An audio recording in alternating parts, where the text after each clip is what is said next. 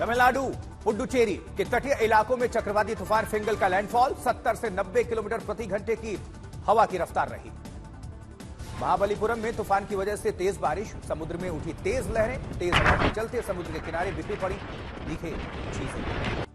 तमिलनाडु और पुडुचेरी में चक्रवाती तूफान फिंगल का असर, कई जिलों में भारी बारिश से बढ़ी लोगों की परेशानी, समुद्र किनारे पुलिस फोर्स तैनात। वहीं केलम बक्कम में तेज बारिश के चलते सड़कों पर हुआ जल भराव, गाड़ियों को आगे बढ़ने के लिए करना पड़ा संघर्ष। जबकि साइक्लोन के चलते कम हुई विजिबिलिटी, एयरपोर्ट का रनवे भी पानी भरने के चलते प्रभावित रहा। तमिलनाडु में तूफान फिंगल से निपटने की तैयारी भी हुई, वॉर रूम में बदले अस्पताल और राहत केंद्र, पुलिस प्रशासन चप्पे चप्पे पर कर रहा मॉनिटरिंग। चेन्नई में तूफान के हालातों के चलते एक्शन में डिप्टी सीएम, कई जगहों पर डिप्टी सीएम ने किया निरीक्षण।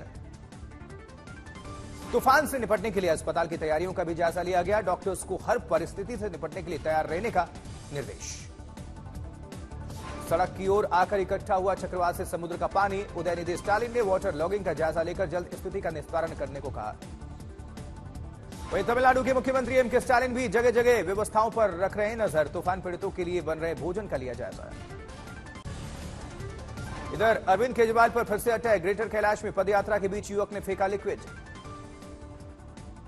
जबकि अटैक के बाद केजरीवाल की सुरक्षा में तैनात स्टाफ ने दिखाई मुस्तैदी, लिक्विड फेंकने वाले युवक की पिटाई भी हुई। हमले के आरोपी को दिल्ली पुलिस ने हिरासत में लिया है, पूरे मामले की पड़ताल में जुटी है पुलिस। खुद पर हुए हमले को लेकर केजरीवाल ने ट्वीट करके गृहमंत्री अमित शाह पर साध दिया निशाना, कहा मुझे रोकने से क्या होगा, दिल्ली से क्राइम रोकिए, क्या मुझे रोकने से दिल्ली में अपराध कम हो जाएगा।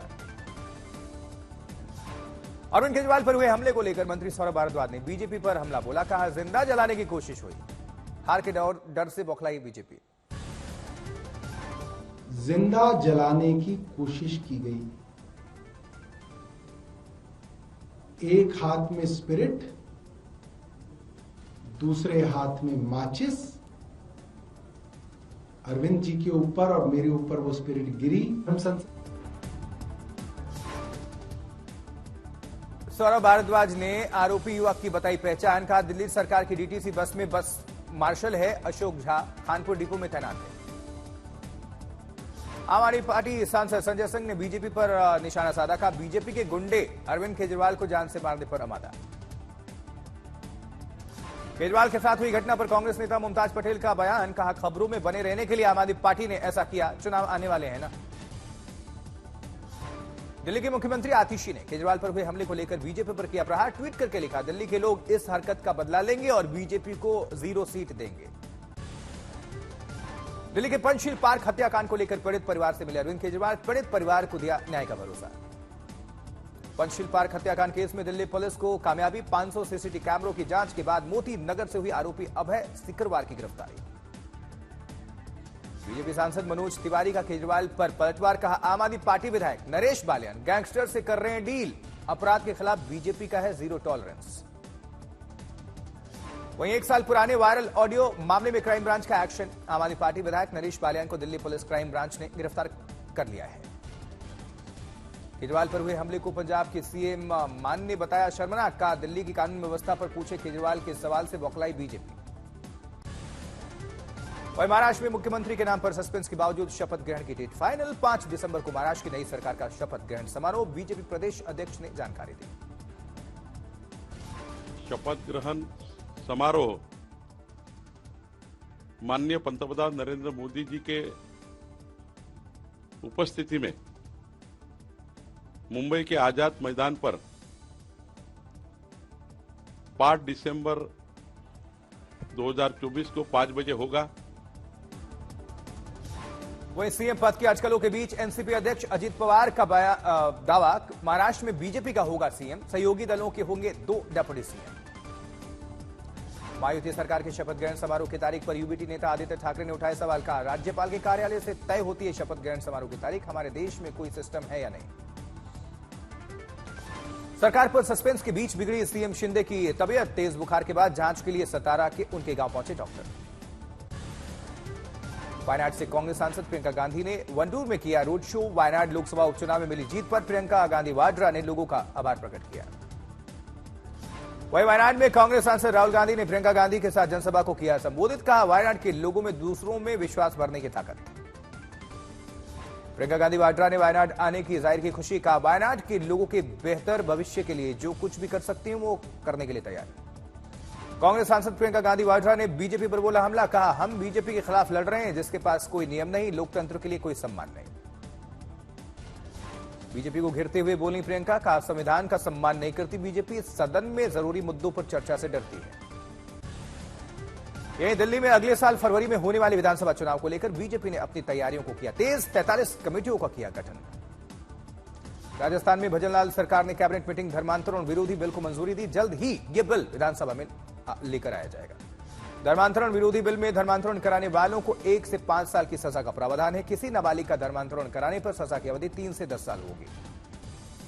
राजस्थान कैबिनेट मीटिंग की बैठक में भरतपुर और बीकानेर में विकास प्राधिकरण बनाने की मंजूरी। सरकार ने 7वें राज्य वित्त आयोग के गठन को भी स्वीकृति दी है।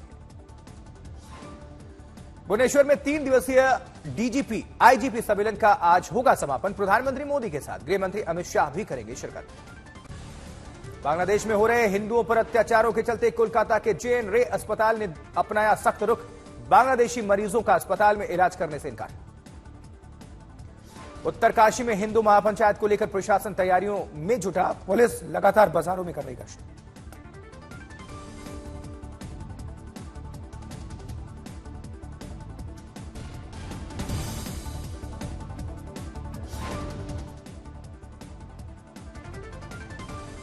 नौसेना दिवस को लेकर सैनिकों की तैयारियां तेज।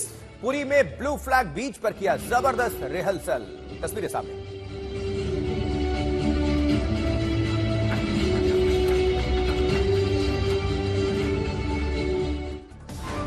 फोटोग्राफी मामले में ईडी ने राज कुंद्रा को किया तलब। कल मुंबई ऑफिस में होगी पूछताछ। यूपी सरकार में मंत्री नंदगोपाल नंदी के फ्लीट की बोलेरो गाड़ी ट्रैक्टर से टकराई। 3 सीआरपीएफ जवान और ड्राइवर जख्मी हैं।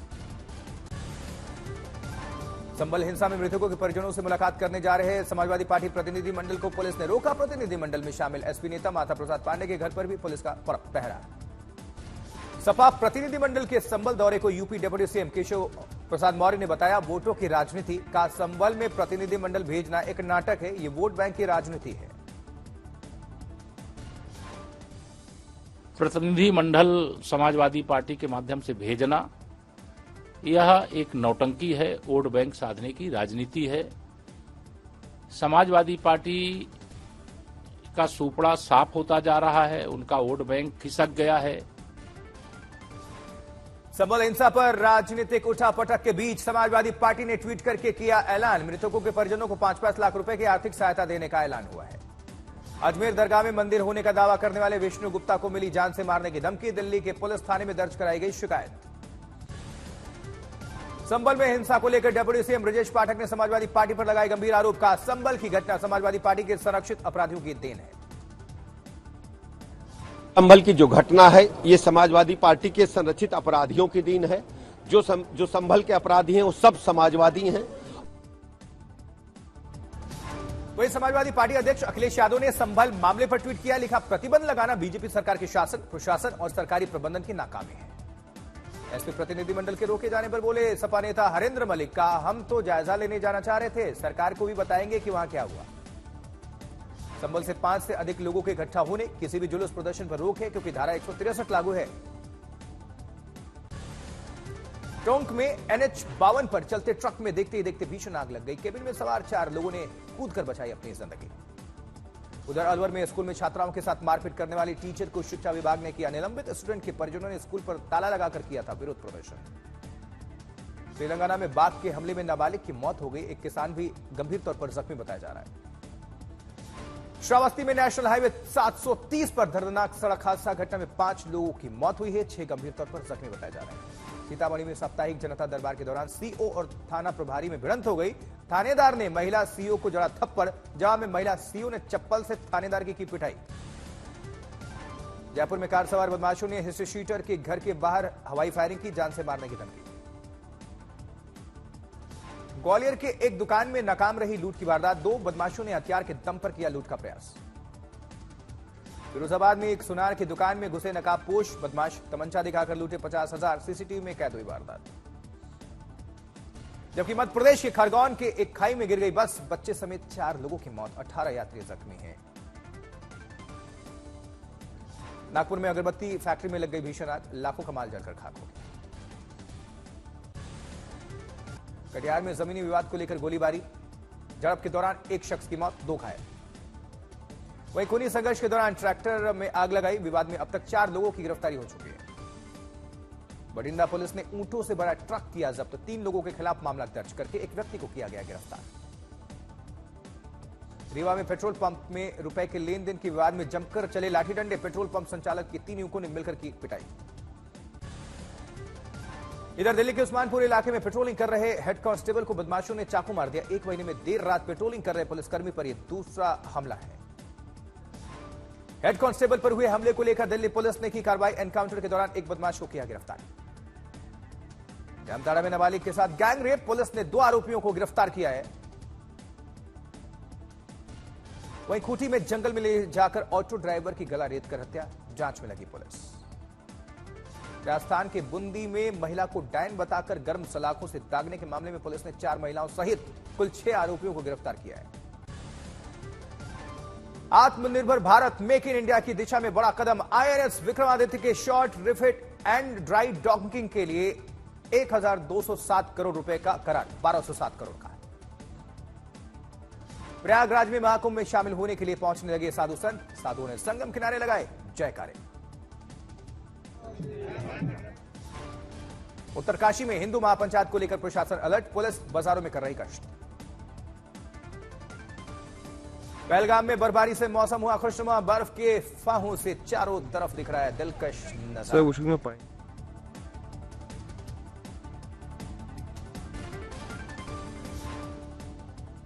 लखनऊ में महाकुंभ को लेकर राष्ट्रीय राजमार्गों के कार्यों को लेकर समीक्षा बैठक, सीएम योगी और केंद्रीय मंत्री नितिन गडकरी बैठक में शामिल हुए।